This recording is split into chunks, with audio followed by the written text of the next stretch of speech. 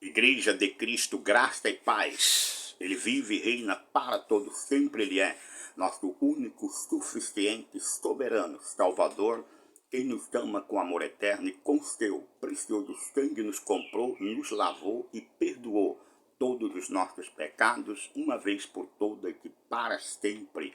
Igreja de Cristo, creia, ainda que o sistema mercadejante da palavra, movido por uma falsa teologia, negue que em Cristo salvos uma vez, salvos para sempre. Pois está escrito que Deus não nos destinou para a ira, mas para alcançarmos a salvação mediante nosso Senhor e Salvador Jesus Cristo, que morreu pelos nossos pecados e ressuscitou para nossa justificação. Creia, Igreja de Cristo, e fuja dos mercadejantes da palavra de Deus, aqueles que fazem comércio com a fé cristã. 2 de Pedro 2, versículos 2 e 3 afirma esta verdade. Eles que estão nos dias de hoje em alta como lobos vorazes. Quero aqui, pela tua misericórdia e graça de Deus, como seu princípio, anunciar e tratar da sã doutrina de Cristo, a graça genuína, que estamos em tempos de reforma. Creia, Igreja de Deus, que Cristo está operando no meio da sua igreja uma reforma protestante, uma igreja remanescente da graça que não se envolve com mercadejantes da palavra, que não se envolve com o comércio da fé cristã. Uma igreja que está totalmente em acordo com as escrituras, principalmente Hebreus 12:14, que diz: segui a paz com todos e a santificação, sem a qual ninguém verá o Senhor. Esta igreja, ela tem como o poder confiado por Deus de se opor a todos e qualquer que se opõe à sã doutrina de Cristo. A sã doutrina de Cristo é a palavra da verdade, é a palavra que santifica a sua igreja, é a palavra que nos faz vivermos em paz com todo em santificação. É uma palavra que nos faz andar edificados e vivermos desfrutando da nossa herança como santificados em Cristo, chamados para sermos santos. Esta igreja, ela está indignada com o sistema mercadejante da palavra de Deus.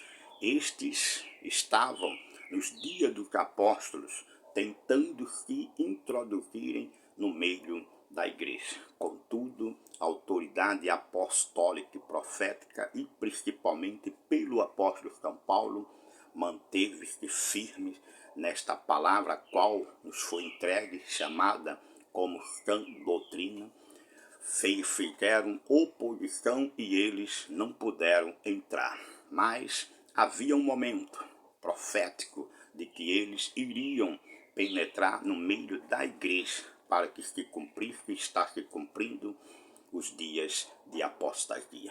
Atos capítulo 20, versículos 29 e 30, afirmado pelo amado apóstolo São Paulo, que diz: eu sei que depois da minha partida entre vós penetrarão lobos vorazes que não pouparão o rebanho, e que dentre vós mesmos se levantarão homens pervertidos que falando coisas pervertidas e arrastarão discípulos atrás deles. Estamos vendo estes dias onde homens pervertidos falam coisas pervertidas e têm arrastado discípulos, hoje com nomes de desigrejados, pessoas que estão aí dando ouvidos a falsos mestres que a Bíblia chama, como acabamos de ver em Atos 20, 29, lobos vorazes, e a sua motivação é a ganância. Tito 1, 10 e 11 diz que eles pregam por torpe ganância. Daí vem a palavra que 2 Coríntios capítulo 2, versículo 17, afirma que estão mercadejantes da palavra de Deus. 2 de Pedro 2, e versículos 2 e 3, afirma que eles fazem do povo de Deus comércio. Logo, não é de se estranhar o que hoje está aí manifestado por uma igreja cujos pregadores são lobos vorazes e que cujas doutrinas são doutrinas de demônios, sim, doutrina de demônio. Toda e qualquer pregação ou pregador que se opõe a esta doutrina está de acordo com 1 Timóteo 4, 1 a 3, que diz: o Espírito expressamente afirma que nos últimos tempos, alguns, não todos, se oporia, ou seja, daria ouvidos a espíritos enganadores e a ensinos de demônios. Isto está escrito em 1 de Timóteo 4:1. E também está escrito que eles têm doutrinas várias e estranhas, não a sã doutrina. Hebreus 13:9 afirma doutrinas várias e estranhas. E estes pregam um evangelho de condenação entre si mesmos, ou seja, se condenam entre si, apontando erros de pecados uns dos outros, levantando e descobrindo pecado entre eles e ainda lançando um maldito evangelho de condenação sobre aqueles que ainda não creem em Jesus Cristo. É um evangelho intolerante, com o tempo da ignorância daqueles como eu e tantos que ainda não conhecem a Jesus, que estão lá em Efésios 2:1, aguardando que o Senhor lhe dê vida, o Senhor os liberte, e não o maldito e falso livre-arbítrio pregado por estes lobos que distorcem a palavra, que perverte o evangelho e perverte a fé do cristão. Estes estão totalmente vendedores da palavra de Deus, vêm de teologia, vêm de dons, urca, até mesmo povo de Deus, eleitos de Deus, né? Para fazer deles comércio, sejam com pregações, sejam no mercado, que hoje se tornou um mercado gospel através de música e tudo mais, onde muitos têm se enriquecido às custas destes gananciosos com as suas falsas pregações. E não é a igreja de Cristo com as características da igreja primitiva que está hoje aí manifestada. É uma igreja que de fato está envolvida com o mercadejar da palavra, com o comércio da fé. É uma igreja que não vive em paz com todos, nem em santificação pela palavra, e não está vendo Deus agir. O que é que eles estão vendo? A palavra também diz em 2 Tessalonicenses que no tempo de apostasia haveria sinais de prodígios da mentira. Ou seja, há um espírito do erro no meio deles que também manifestam sinais e prodígios. Só que a palavra diz que é da mentira. Quando a igreja, ou quanto a igreja que está em paz com todos em santificação, ela segue a verdade, prega a verdade, e esta verdade é Cristo. E Cristo se manifesta no meio desta igreja com sinais, prodígios, maravilhas, milagres e as distribuições do seu Espírito Santo segundo a sua vontade. É daí que vem a palavra: ninguém verá o Senhor. Para ver o Senhor tem que estar em paz com todos, em santificação pela palavra e vendo Deus agir.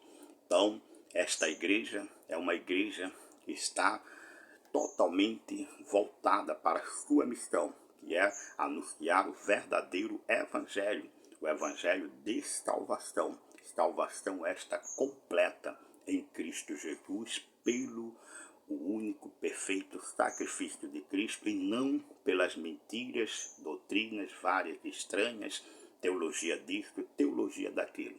Igreja que está envolvida até mesmo com política, negando entre si mesma o poder e o governo de Cristo, que é sempre eterno, cuja igreja com ele já reina. Esta igreja também prega aí uma teologia a respeito de um arrebatamento que a Bíblia não fala, fazendo com que os enganados por ele aguarde o tempo, sabe, de um arrebatamento para que então Cristo comece a reinar, ignorando e deturpando Mateus 28, que diz, quando o Senhor aparece, ele afirma, eis aqui estou, toda autoridade me foi dada no céu e na terra. Cristo reina e com ele reina a sua igreja. A igreja que está de acordo com a sua palavra. A igreja que crê em Cristo como seu único e suficiente Salvador. Uma igreja que por ele e pela sua palavra vive por fé somente. Hebreus afirma esta verdade, que nós temos uma confiança em Deus. E esta confiança está baseada na fé, pois o justo vive pela fé. Romanos 1, 16 e 17 afirma esta verdade. A outra igreja vive por obras, sacrifícios, usos e costumes, tentando até mesmo imitar judeus e as coisas dos judeus. Vive o tempo todo intentando e querendo trazer a lei de Moisés para o meio da igreja cristã, coisas que foram proibidas pelos apóstolos e principalmente por Paulo. Basta você ler Atos capítulo 15, que você vai ver que esta tentativa sempre existiu, mas nunca tiveram sucesso no meio da igreja cujo estava debaixo do poder e dos ensinos dos apóstolos. Com a saída dos apóstolos, eles penetraram e hoje distorce a palavra, deturpa o evangelho de Cristo, perverte o evangelho de Cristo e perverte a fé cristã, pois devemos também reconhecermos que a palavra diz que haveria este tempo de apostasia, onde alguns, não todos não podem dar ouvidos a estes mercadejantes da palavra, nem os que fazem comércio do povo de Deus. Esta igreja tem um evangelho reformado, perverso, onde eles dão a soberania ao homem, começando com a introdução do livre-arbítrio, onde o homem tem o poder de aceitar ou rejeitar um Deus que é todo-poderoso e soberano. Começa por aí, ou seja, o homem está no lugar de Deus, decidindo todas as coisas a partir do seu livre-arbítrio. Só entender o que significa livre-arbítrio. Livre quer dizer uma pessoa que está livre para decidir, para pensar, falar e agir. Não é verdade. Efésios 2:1 afirma que o homem está morto em delito e em pecado. Em João capítulo 8 trata a respeito do estado do homem. É um estado de escravo de pecado. E a palavra diz que a única forma dele sair desse estado é se o Filho libertar. E esta libertação não é para todos. João 15:16 diz, não fostes vós que me escolheste, ou seja, não há livre-arbítrio. A palavra afirma em João 38:36 que diz que verdadeiramente o Filho vos libertar, verdadeiramente sereis livres. Tem que o Filho libertar e não livre-arbítrio, pois o homem está morto em delito e pecado. É preciso que Deus em Cristo dê vida, e não dá vida a todos não, somente aos que ele escolheu. Efésios 1:4, Romanos 8:29 e 30.